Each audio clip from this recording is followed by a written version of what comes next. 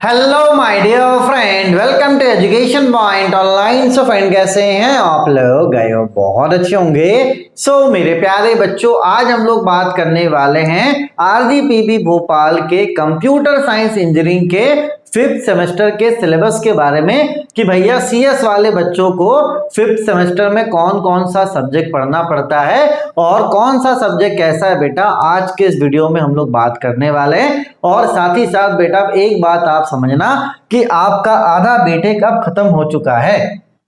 अब आप 3rd year में आ चुके हो बेटा, है ना। और आपके पास मानकर चलो 3rd ईयर पूरा है और आपके पास 4th ईयर पूरा, मतलब आधा टाइम जा चुका है और अब आपके पास आधा टाइम है बेटा। तो मैं आपसे ये निवेदन करूंगा कि समय बहुत कीमती है और आपको ही पता है कि सीएससी वालों में अभी बहुत कंपटीशन चल रहा है। जॉब मिलना तो दूर की बात है बेटा, अभी यहाँ पर जॉब सिक्योरिटी में भी बहुत दिक्कतें आ रही हैं। ठीक है, तो देखो डरना कभी भी नहीं है। आप ऐसा मत सोचो कि अभी ले ऑफ्स हो रही हैं, जॉब बहुत लोगों की जा रही है बेटा, तो उस सबको अपन को नेगेटिव को नहीं देखना है। अपन को पॉजिटिव साइड ये देखना है कि हम अपने अंदर कितने सारे स्किल्स को डेवलप कर ले, ताकि कंपनी वाले भी सोचे भाई कि अगर फायर करना है तो किसे करें। ठीक है, तो अब आपको ज्यादा फोकस आपके स्किल्स पे करना है। मैं फिर से बोल रहा हूं क्योंकि समय बहुत कीमती है। अगर आप इसे सो के बर्बाद कर रहे हो बेटा तो आगे चल के बहुत दिक्कत आपको होने वाला है। तो इस बार आप समझ लो कि आपको क्या करना है बेटा, आपको इस बार अपने सेमेस्टर के लिए भी पढ़ना है, साथ ही साथ बेटा अपने अंदर स्किल्स भी क्या करना है, डेवलप करना है। और साथ ही साथ मेरे प्यारे बच्चों, आपको प्लेसमेंट के लिए भी तैयारी करनी है। ठीक है, चलो तो आप क्या करना, अपने टाइम को ना 3 हिस्सों में बांटना। अभी आप 3rd ईयर में हो ना, आप अपने टाइम को, जो आपके पास टाइम बचता है, ठीक है, आप क्या करो, वीक में 3 दिन, ठीक है, अपने जो सेमेस्टर पेपर है उस पर आप फोकस करो। बोलोगे यस सर। और जो बचे हुए 3 दिन है ना बेटा, जो आपके वीक में बचे हुए 3 दिन है, अगर आप इसको मंडे, वेडनेसडे, फ्राइडे फॉलो करते हो तो आपको क्या करना है, ट्यूसडे, थर्सडे और सैटरडे, ठीक है, आपको क्या करना है बेटा, स्किल्स पे काम करना है। और साथ ही साथ आपको प्लेसमेंट के लिए भी प्रिपरेशन करना है। क्योंकि होता क्या है बेटा, प्लेसमेंट में क्या है, मानकर चलो एप्टीट्यूड वगैरह भी पूछता है, थोड़ा बहुत रीजनिंग वगैरह भी पूछता है। तो आप देखो यूट्यूब में सर्च करोगे ना एप्टीट्यूड एंड रीजनिंग, तो बहुत सारे आपको यूट्यूब चैनल्स मिल जाएंगे। तो आपको क्या करना है बेटा, एप्टीट्यूड रीजनिंग की तैयारी करनी है। साथ ही साथ कोई ना कोई बेटा आप कोडिंग जरूर कर रहे होगे, जाहिर सी बात है, कोई आप पाइथन कर रहे होगे या कोई सी प्लस कर रहा होगा या कोई अभी मानकर चलो कुछ नया कोर्स कर रहा होगा। तो मैं आपको ये सजेस्ट करूंगा कि अभी 2 कोर्स बहुत पॉपुलर है बेटा, ठीक है, एक आपका AIML का artificial intelligence and machine learning, और साथ ही साथ जो डेटा एनालिस्ट है ना बेटा, वो अभी ट्रेंडिंग में। तो आप थोड़ा सा रोड मैप देखना कि artificial intelligence and machine learning में आप क्या कर सकते हो, डेटा एनालिस्ट के लिए आपको क्या क्या बेसिक रिक्वायरमेंट होगा। तो आप इस सेमेस्टर में कम से कम अपने बेसिक को अच्छा कर सकते हो, है ना। बहुत ऐसे बच्चे जिनको साइबर सिक्योरिटी में भी अभी बूम आने वाला है बेटा, तो आप साइबर सिक्योरिटी की तरफ भी जा सकते हैं। तो देखो थोड़ा समय जरूर लगेगा, लेकिन मैं बस आपसे इतना बोलूंगा बेटा कि समय को बर्बाद नहीं करना है। समय आपके पास बहुत कीमती है, ठीक है। आपको जिस लाइन में जाना वो आप खुद डिसाइड करो कि आपको AI की तरफ जाना है या आपको डेटा एनालिस्ट की तरफ जाना है, क्योंकि अभी ये 2 बहुत डिमांड में है। ठीक है बेटा, आगे वाले 2 साल में भी ये डिमांड में रहेगा। साथ ही साथ साइबर सिक्योरिटी वगैरह भी क्या है बेटा, डिमांड में है। तो आप इन तीनों जगह जा सकते हो, और भी चीजें, ठीक है। अब देखो वो जो था ना बेटा आपका वेब डेवलपमेंट, ऐप डेवलपमेंट, ये कहीं ना कहीं आउटडेटेड हो चुका है, ठीक है। तो अब इससे क्या है, आपको थोड़ा सा आगे सोचना पड़ेगा। आप यूट्यूब में भी सर्च कर सकते हो, है ना, future of computer science engineering. तो जितना मुझे पता मैं आपको बता रहा हूं, आप और भी एक्सप्लोर कर सकते हो। मेरा बस काम ये बेटा कि मैं आपको गाइड करूं, ठीक है। तो अपने समय को आप आधा आधा बांट लो, आधा समय आप अपने सेमेस्टर की प्रिपरेशन को दो, ठीक है। और कोशिश करो बेटा कि इस बार कम से कम आप 8 CGPA से ज्यादा लेकर आओ, है ना, है ना। 8 CGPA आप इस बार टारगेट कर सकते हो कि भैया 8 से ज्यादा आपका CGPA आ जाए। वैसे CGPA तो ओवरऑल होता है ना। SGPA आपको टारगेट करना कि आप कम से कम SGPA आपका 8 से ज्यादा हो जाए, मतलब हर सेमेस्टर में अगर 8 पॉइंटर भी लाते हो तो आपका ऑनर्स डिग्री बन जाएगा, ठीक है। चलो अब कुछ ऐसे बच्चे भी होंगे ना जिनका कम्युनिकेशन स्किल्स बहुत वीक होगा, तो मैं वैसे बच्चों को बोलूंगा बेटा कि नाइट में बहुत जगह पर कम्युनिकेशन स्किल्स का मतलब मान के चलो जो आपका स्पोकन इंग्लिश है ना बेटा उसकी क्लासेस चलती हैं, तो कम से कम 1 घंटा आप वहां पे भी दो, है ना। क्योंकि स्पोकन इंग्लिश क्लास में बेटा क्या होता है, वहां पे काउंसलिंग्स वगैरह भी होती हैं, साथ ही साथ बेटा वहां डिबेट भी होता है। तो इससे क्या है बेटा, आपको कहीं ना कहीं आपके पर्सनालिटी में फर्क पड़ेगा। तो मैं एक्स्ट्रा आपको बोलूंगा कि इन तीनों के अलावा आपको क्या करना है बेटा, आपको थोड़ा सा स्पोकन इंग्लिश की तरफ भी ध्यान देना, क्योंकि कहीं ना कहीं ये आपके जो पर्सनालिटी है उसको कहीं ना कहीं ये इंप्रूव करेगा। ठीक है बेटा, तो चलो इस बार आपको क्या करना है भाई साहब, स्किल्स डेवलप करना है।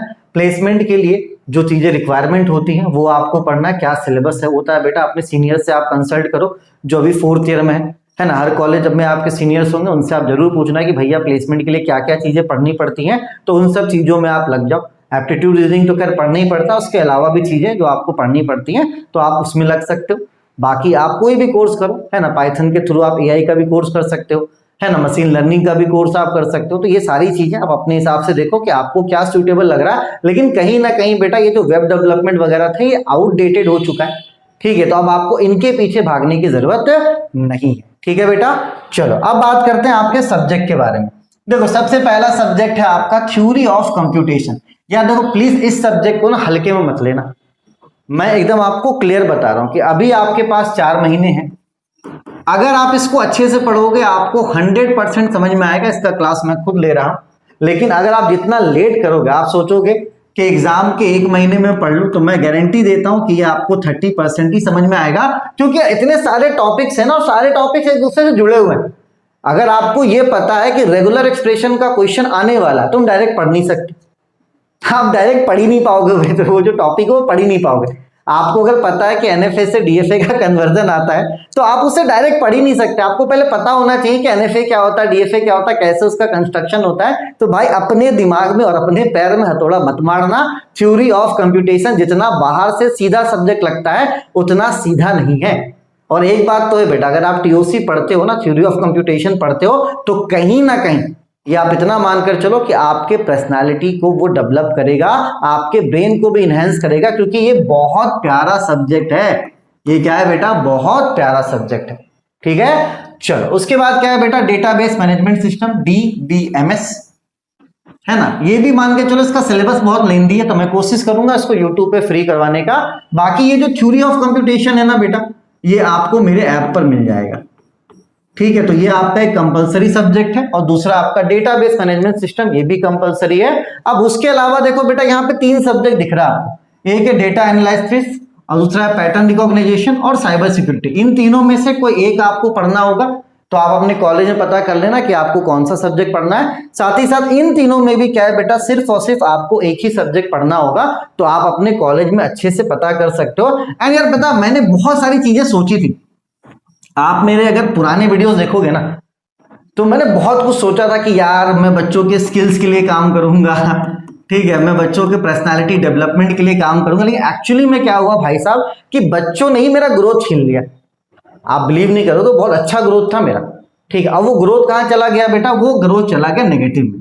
क्योंकि कहीं ना कहीं मेरे पास भी एक्स्ट्रा इनकम आ रहा था। जो ग्रोथ हो रहा था ना भाई साहब, है ना, हर महीने कुछ ना कुछ ग्रो हो रहा, हर साल कुछ ना कुछ ग्रो हो रहा था। तो कहीं ना कहीं मेरे पास भी पैसा आ रहा था। तो मेरा दिमाग काम कर रहा था कि यार अपन कुछ करते हैं बच्चों के लिए, पर्सनालिटी डेवलपमेंट का कोर्स करवाते हैं, कोडिंग के लिए कुछ करके लाते हैं। इवन मैं ये तक सोच रहा था कि प्लेसमेंट के लिए मैं क्लासेस स्टार्ट करवाऊंगा यूट्यूब पे। लेकिन क्या हुआ, बच्चों ने ऐसा रोना है ना मुझे, ठीक है, बच्चों ने लीक वीडियोस इतने शेयर किए, कहीं ना कहीं जो मेरे कोर्सेज थे बेटा उनका सेल डाउन हो गया।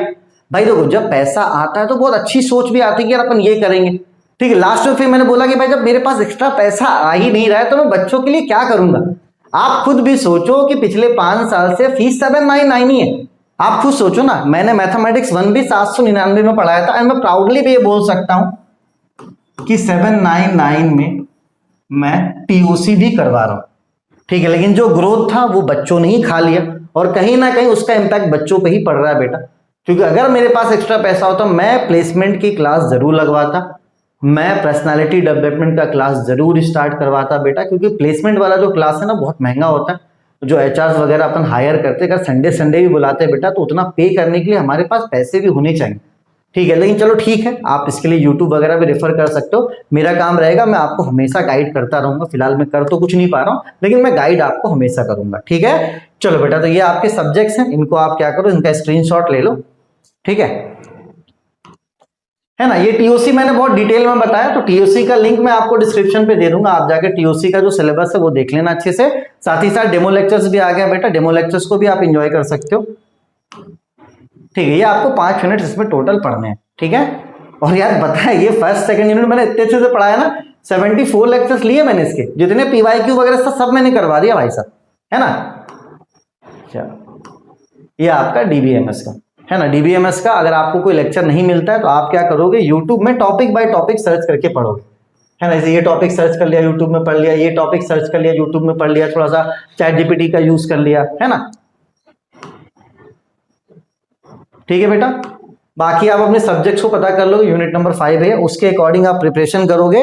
और यार वीडियो बनाने का 2 मकसद था, पहला टीओसी बैच से आपको इंट्रोड्यूस करवाना, साथ ही साथ बेटा आपका समय अब कीमती है, क्योंकि अब वो टाइम नहीं रहा, है ना। सीएससी कहीं ना कहीं अपने ढलान पर है, तो आप उसमें तभी चढ़ सकते हो बेटा जब आपके अंदर स्किल्स होगा। ठीक है, तो आप स्पोकन इंग्लिश की क्लासेस ज्वाइन कीजिए, अपना जो कम्युनिकेशन स्किल्स है उसको इंप्रूव कीजिए। प्लेसमेंट के लिए सीनियर से कंसल्ट करो कि सर क्या क्या पढ़ना पड़ता है। आप यूट्यूब में भी सर्च करके देख सकते हो प्लेसमेंट के लिए क्या करना है। स्किल्स के लिए अभी आपके पास 2 साल का टाइम है, आप अगर एआई की तरफ जाना चाहते हो तो एआई की तरफ भी जा सकते हो, और भी फ्यूचर्स वगैरह है बेटा, तो आप इसको यूट्यूब में सर्च करके कहीं ना कहीं आप एक अच्छे पर्सपेक्टिव पे चलो, एक रूटीन फॉलो करो। ठीक है, तो अभी 2 साल है बेटा, तो अगर आप 2 साल अच्छे से मेहनत कर लोगे ना, तो आपको आगे चल के कोई भी दिक्कत होने वाला नहीं है। ठीक है बेटा, चलो, तो टीओसी अगर कोई नया बच्चा है तो वो मेरा ऐप डाउनलोड करेगा, एजुकेशन पॉइंट ऑनलाइन। ऐप का लिंक मैं आपको डिस्क्रिप्शन पे दे देता हूँ, ऐप डाउनलोड करो, वहां पर आपको मेरा टीओसी का कोर्स मिल जाएगा। होम सेक्शन पे आरजीपीबी का सेक्शन था, उस पे जाओगे तो वहां पर कोर्स मिल जाएगा। अभी ऑफर चल रहा है ना, अभी आपको 799 नहीं 699 में ही मिल जाएगा। और ये जो ऑफर है ना बच्चों, ये आपका 20 अगस्त तक है 2025। भाई इसके बाद कॉल मत लगाना, क्योंकि बच्चे क्या फिर बाद में कॉल लगाने लगते हैं कि सर आपने वीडियो में बोला तो ऑफर है। ऑफर है 20 अगस्त 2025 तक। ठीक है बेटा, चलो कोई बात नहीं, अभी मैं हूं आपके साथ, तो घबराना नहीं है। लेकिन जो फ्यूचर जो प्लानिंग्स थी वो कहीं ना कहीं यार, है ना, लेकिन ठीक है, मैं साथ हूं आपके। और अगर सोचो कि अभी 1 साल में अगर अपन प्रिपरेशन स्टार्ट करते तो कहां तक चले जाते हैं। चलिए बेटा, तो अपन को रोना नहीं है जिस चीज का जो नहीं हो पाया। हाँ, खुशी इस बात की कि भाई इस बार टीओसी मैं पढ़ा रहा हूँ, अगली बार मैंने टीचर रखा था, रिस्पॉन्स अच्छा नहीं था। इवन ऐसी नौबत आ गई थी कि रिफंड तक का नौबत आ गया था। अभी तक मैं रिफंड कर नहीं पाया, क्योंकि मैं प्लान ही नहीं कर पा रहा हूँ कि 250, 300, 400 बच्चों को मैं रिफंड कैसे करूँ। ठीक है, तो बस मैं जैसे फ्री होऊंगा कुछ ना कुछ, या तो कैश के माध्यम से या तो कुछ भी माध्यम से, आपके जो सीनियर से बेटा उनको मैं फीस भी रिफंड करूंगा। ठीक है ना। चलिए, तो अपने और अपनों का आप खूब ख्याल रखिए। बस दिमाग में एक बात बैठा लो कि आधा समय आपको अपनी पढ़ाई पे देना, आधा समय आपको अपने स्किल्स पे, पर्सनालिटी डेवलपमेंट पे देना है। मैं फिर से बोल रहा हूं, और साथ ही साथ थोड़ा बहुत समय आप ट्रेनिंग एंड प्लेसमेंट के पर्सपेक्टिव से भी दे सकते हो। अगर आप ये करोगे तो निश्चिंत है 2 साल के बाद आप ही कामयाब बनोगे बेटा। लेकिन अगर आप सो के अपना समय बर्बाद करते हो या घूम कर अपना समय बर्बाद करते हो, तो आगे चल के बहुत दिक्कत आपको होने वाला है। ठीक है, चलो, अपने और अपनों का खूब ख्याल रखिए। Take care, bye bye, Tata.